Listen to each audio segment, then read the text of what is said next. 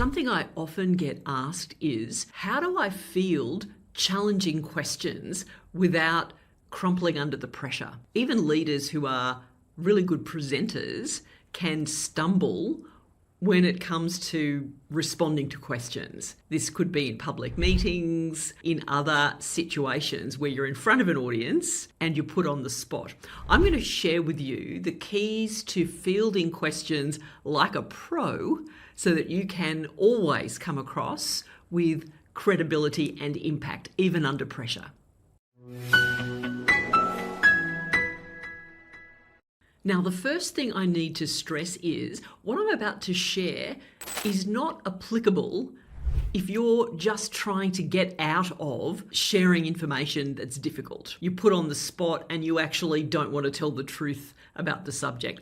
I'm not talking about, that's a different conversation. What I'm talking about are situations where you're in front of an audience or perhaps even in a media interview. You've got a specific message that you need to get across in a finite period of time, but you're likely to be asked questions that could cover a whole range of topics.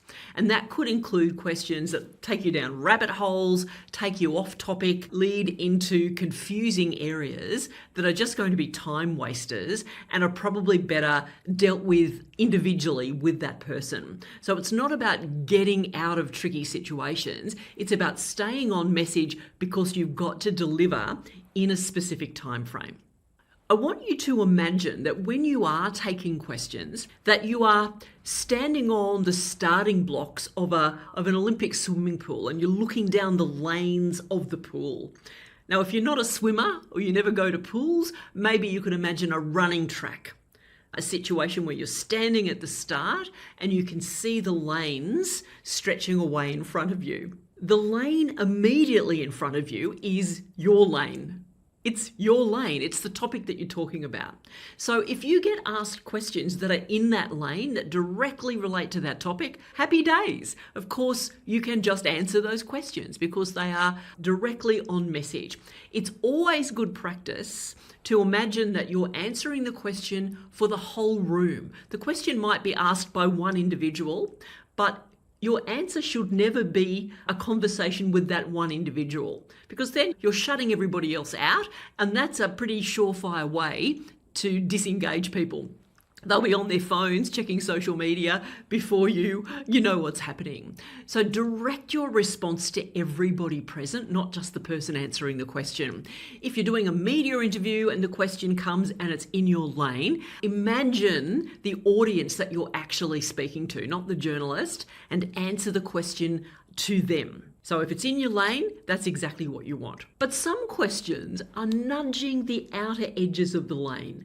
They're still in the lane, but they're really not directly what you want to be talking about. You might get asked a question that's an opposing view to the message that you're wanting to deliver, or involves information that relates to another government agency or a different organisation.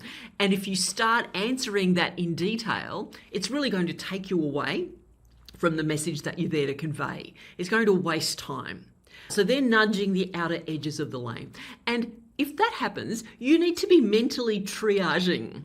Listen carefully as the question's coming in. Just use that time to stand still, take nice deep breaths and listen, and ask yourself, is this question in my lane, or is it getting towards the outer edges of the lane? If it is, what you need to do is politely and firmly acknowledge the question briefly, and then use a little bridging phrase that gets you back onto your message.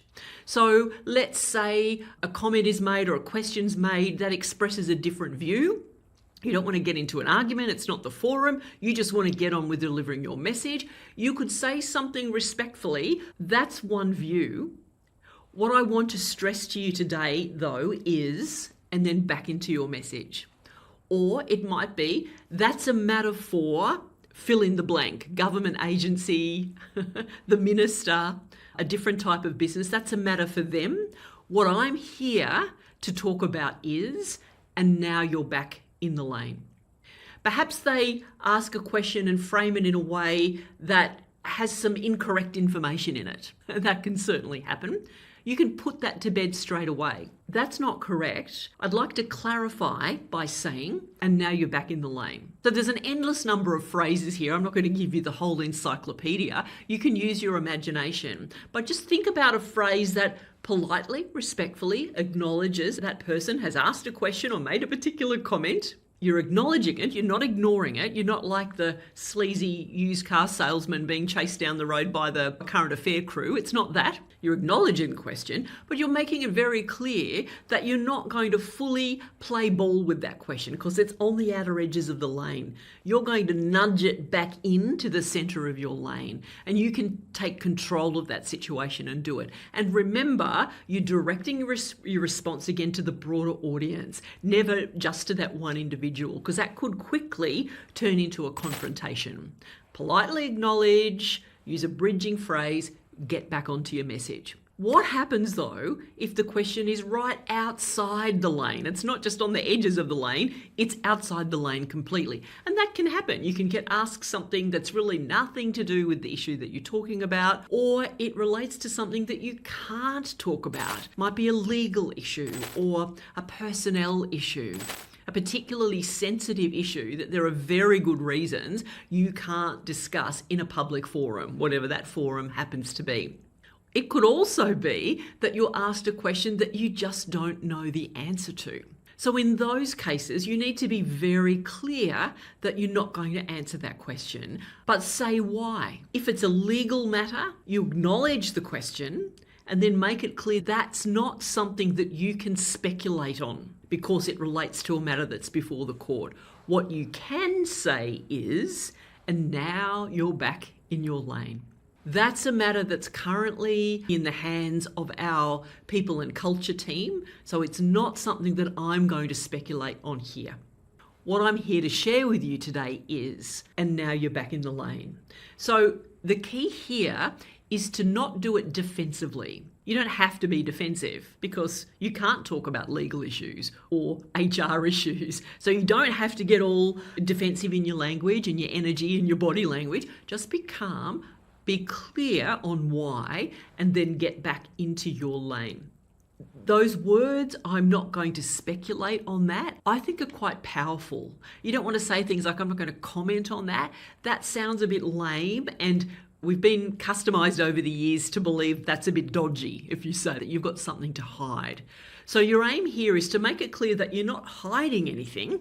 You're being very overt about the fact that you're not going to discuss it and why, and here's what you are here to discuss. So don't overcook it. Don't spend a lot of time on that. Simply make that distinction and get on with your message. If you don't know the answer, again, you don't have to be defensive about it. If you're a leader, there's no way you're going to have the answers to every question that you're likely to be asked, particularly if the forum is unpredictable, even a bit hostile. So you don't need to justify the fact that you don't know, but just say clearly, I don't have that information to hand. I will get that for you. What I can be clear about here is, or you could just say something general, that's not clear at the moment. What we do know is. So again, it's being specific. It's not justifying, but it's taking control of the situation by saying what it is and what you're prepared to talk about, and then making sure that you get back into your lane and continue to deliver your message. If you take that approach, that has a very confident energy about it. You're signaling to people that you have credibility, you're taking charge of the situation. They're far less likely then to try to dominate and become hostile. That's never predictable. You still might get a situation where somebody has really angry, difficult questions, but most of the time that triaging process and the lane technique will help you manage questions in a calm and credible way that helps you build trust with your audience. If you'd like support in any way in becoming more confident in pressure situations, whether that's in community meetings, staff meetings, board meetings, council meetings, or even public communication like media interviews, let's have a chat. I'd love to speak to you about the techniques that I've developed over the years, working with really senior leaders in very high stakes situations, to ensure that you are able to communicate with transparency, with authenticity, but still in a way that upholds and maintains your reputation and that of your organisation. Let's have a chat and good luck with those questions. See you next time.